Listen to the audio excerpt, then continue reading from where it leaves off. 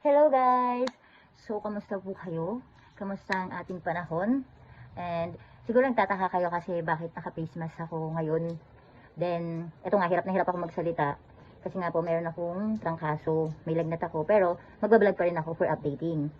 So, keep safe everyone kasi sobrang binabagyo tayo ngayon. Kung nasaan man kayong sulok ng bansa, keep safe.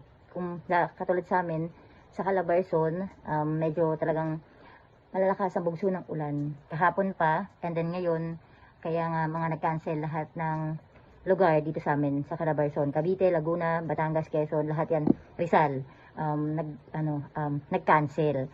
So, sa mga lugar nyo po, keep safe. And pag hindi naman kailangan lumabas, huwag kayong lumabas para, alam nyo yun, yung maiwasan natin ng mga di dapat mangyari. Like madulas, maano, ganyan, do. Then, laging magdadala ng payong. So, ayun nga, kung bakit ako magla-live today, kahit na ako'y sinasama ng pakiramdam. At dahil, ano ba ngayon? It's August 7, diba? August 7 today.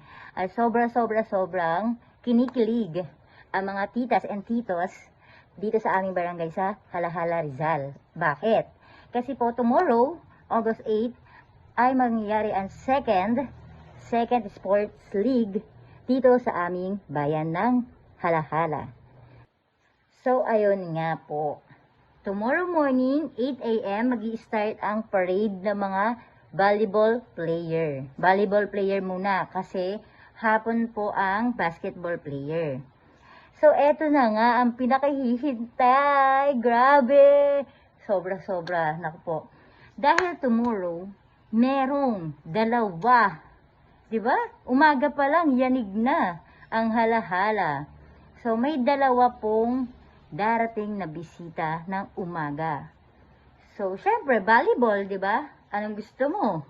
Then, dahil volleyball, darating ang ating pinaka-pack na manlalaro galing UST, si Josh Ibanez, diba?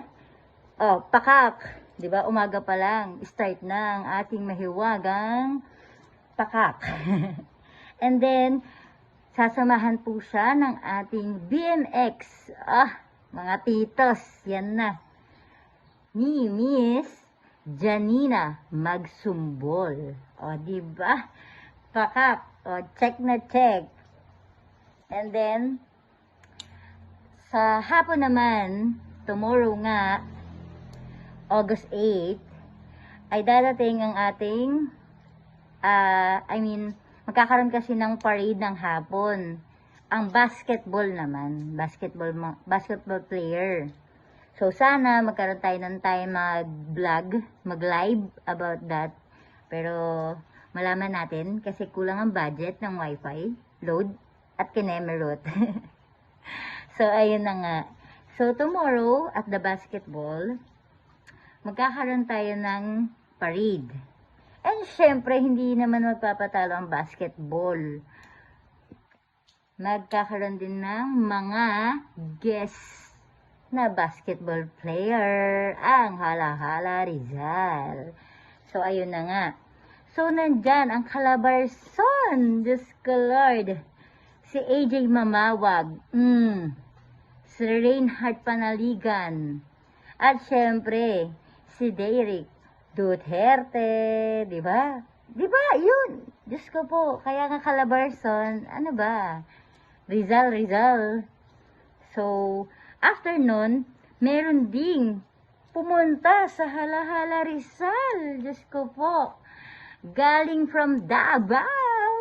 Oh my God, titas. Galing Davao ang pumunta dito sa atin sa Halahala Rizal. At kung makikita nyo, eto po sila. Andyan ang Dabra. Oh my God. Ayan sila. Nandyan si Aaron Luwag, si Raisus Bahinting, si Matt Cayetano, si JM Sanoria, at syempre, ang best friend, si Maki Pellegrino. O diba, pakak na pakak ang Halahala.